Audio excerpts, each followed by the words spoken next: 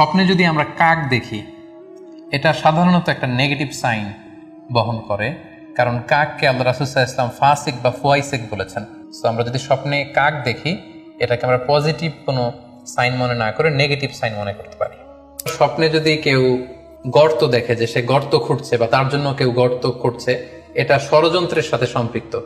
কেননা আরবি প্রবাদে আছে যে মান হাফারা হুফরাতান ওয়াকা ফিহা, কেউ যদি কারোর জন্য গর্ত করে তাহলে সেই গর্তে সে নিজে আগে পড়বে। তাহলে গর্ত করা মানে অনেকটা কারো বিরুদ্ধে শত্রুতা করা বা ষড়যন্ত্র করার একটা চিহ্ন বহন করে। এবার স্বপ্নে যদি কেউ নৌকা দেখে বা শিপ দেখে, জাহাজ দেখে, যে সে জাহাজে আরোহণ করছে বা নৌকায় আরোহণ করছে, এটা তার জন্য একটা ভালো সাইন। সে কোনো বিপদ থেকে মুক্তি পাবে বলে ধারণা করা যেতে পারে। কারণ সূরা আনকাবুতের 15 নম্বর আয়াতে আল্লাহ বলছেন ফাআনজাইনাহু ওয়া আসহাবাস সাফিনাতি ওয়া জাআলনাহা আয়াতাল লিল আলামিন, অর্থাৎ আমি নূহ আলাইহিস সালাম এবং তার সাথের ঈমানদার সবাইকে আমি এই নৌকায় উঠিয়েছি এবং মহাপ্লাবন থেকে তাদেরকে আমি বাঁচিয়েছি। আর এই মহাপ্লাবনকে আমি গোটা বিশ্বের জন্য একটা নিদর্শন করে রেখেছি। সো নৌকায় ওঠা বা জাহাজে ওঠা, কোনো শিপে বা লঞ্চে ওঠা, এটা আপনি বিপদ থেকে মুক্তি পাবেন, and you are in the safe zone, এই ধরনের একটা ইঙ্গিত বহন করে। ইমাম মুহাম্মদ ইবনে সিরিনের কাছে এক লোক এসে বলল যে ইমাম, রাআইতু কাআন্নী আহরুসু আরদান লা তুমবিত, হে ইমাম, আমি স্বপ্নে দেখেছি যে আমি একটি শস্য ক্ষেত্র চাষ করছি কিন্তু কোনো ফসল হচ্ছে না, এটার মানে কি? তিনি ব্যাখ্যা করে দিলেন আনতা তা'জিলু আন ইমরাতিক, অচিরেই হয়তো তোমার স্ত্রীর সাথে তোমার সেপারেশন হয়ে যেতে পারে। কারণ কোরআনে স্ত্রীকে শস্য ক্ষেত্রের সাথে তুলনা করা হয়েছে মেটাফরিক্যালি। সূরা বাকারার 223 নম্বর আয়াতে আল্লাহ বলছেন নিসাউকুম হারসুল লাকুম ফাআতু হারসাকুম আন্না শি'তুম, অর্থাৎ তোমাদের স্ত্রীরা হচ্ছে তোমাদের শস্য ক্ষেতের মতো, তোমরা যেভাবে খুশি এই শস্য ক্ষেত্রটাকে সুন্দরভাবে চাষাবাদ করতে পারো।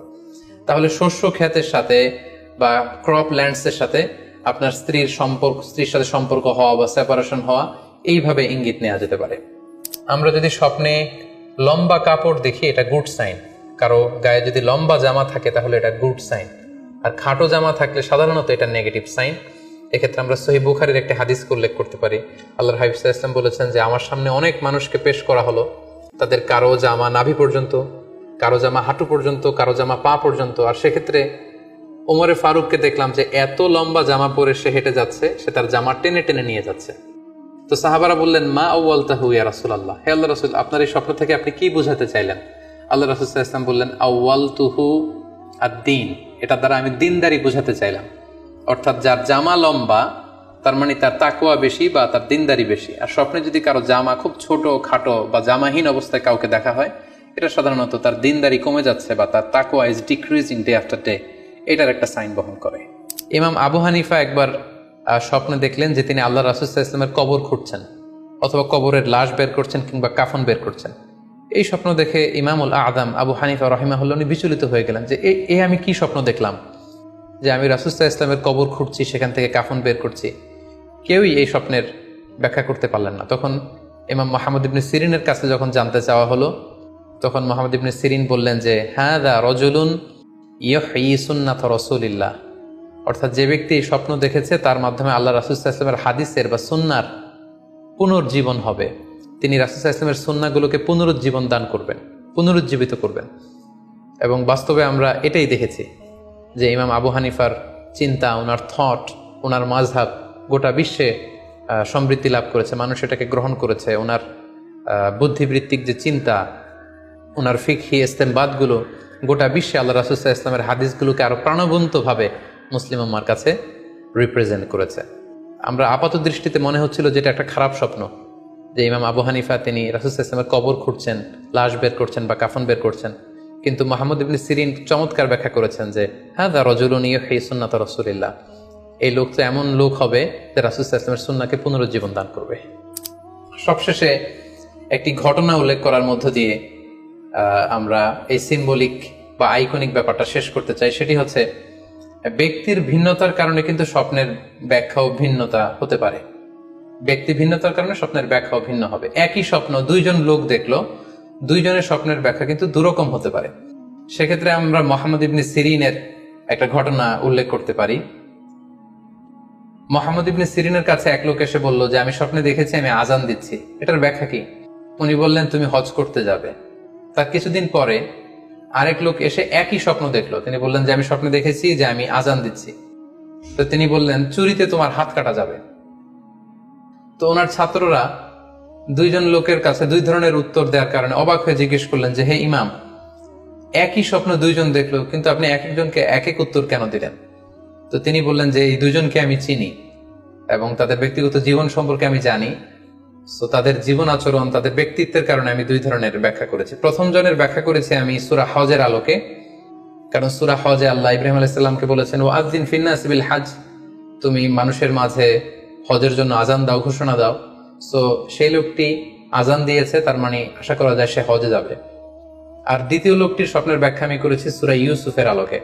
সূরা ইউসুফে একটি আয়াত আছে সুম্মা আযানা মুআযযিনুন আইয়াতুহাল আইর ইন্নাকুম লাসারিকুন, অর্থাৎ মিশরের কিং এর একটি পানপাত্র চুরি হয়ে গিয়েছিল। ইউসুফ আলাইহিস সালাম ইচ্ছা করে সেটা তার ভাই ইয়ামিনের খাদ্যের প্যাকেটের ভেতরে ঢুকিয়ে দিয়েছিলেন। আর তখন সেখানকার স্টাফরা বা সৈনিকেরা আজান দিয়েছিল, মানে ঘোষণা দিয়ে বলেছিল হে ক্যারাভান, হে কাফেলার লোকেরা, তোমরা চুরি করেছো। তো তিনি মুহাম্মদ ইবনে সিরিন বললেন যে দ্বিতীয় লোকটার ব্যাপারে আমি জানি, সে আসলে অসাধু একজন লোক, এবং তার ক্ষেত্রে সে স্বপ্নে যেহেতু আজান দিতে দেখেছে, সে কখনো হজে যাবে না, বরং সূরা ইউসুফের আলোকে চুরিতে তার হাত কাটা যাবে। তো এভাবে আমরা কোরআন সুন্নাহর আলোকে বা স্কলারদের যে অভিব্যক্তি সেগুলোর আলোকে স্বপ্নের মধ্যে থেকে যেগুলো সিম্বলিক, আইকনিক, যেগুলো ইঙ্গিতবহ, এগুলোর ব্যাখ্যা আমরা এভাবে করতে পারি। সম্মানিত শুধু এই ছিল স্বপ্ন নিয়ে আমাদের আজকের আলোচনা। আমরা এই আলোচনা থেকে বুঝতে পারলাম যে স্বপ্ন তিন ধরনের হতে পারে। কোনোটা আল্লাহ দেখান দিক নির্দেশনার জন্য বা সুসংবাদ স্বরূপ, কোনোটা শয়তানের পক্ষ থেকে ভয় দেখানোর জন্য, আর কোনোটা হচ্ছে আমাদের চিন্তা ভাবনার প্রতিচ্ছবি। আর স্বপ্ন যতটা সম্ভব অন্যের কাছে না শেয়ার করতে পারলেই ভালো। বিশেষ করে যদি আপনি ভয়ঙ্কর দুঃস্বপ্ন দেখে থাকেন, সেক্ষেত্রে এমন লোকের কাছে আপনি শেয়ার করুন যে আপনাকে পছন্দ করে, যার কোরআন সুন্নাহর জ্ঞান আছে, যার মধ্যে এলেম আছে, আমল আছে। আর আপনারা আপনাদের কারো কাছে যদি আপনাদের ফ্রেন্ডস এন্ড ফ্যামিলির কেউ বা আশেপাশের কেউ এসে যদি হুট করে তার স্বপ্নের কথা বলে দেয়, আপনি হুট করে তার ইন্টারপ্রিটেশন বা ব্যাখ্যা করতে যাবেন না। আপনি বেটার হয় যে আপনি চুপ থাকবেন, অথবা আপনি যদি ব্যাখ্যা করতে চান তাহলে ভালো ব্যাখ্যা করবেন। আল্লাহ তাআলা আমাদের সবাইকে কথাগুলো বুঝার ও আমল করার তৌফিক দান করুক। হাযা মা ইনদি ওয়াল ইলমু ইনদাল্লাহ আলাইহি তাওয়াক্কালতু ওয়া ইলাইহি উনীব। ওয়াসসালামু আলাইকুম ওয়া রাহমাতুল্লাহি ওয়া বারাকাতুহু।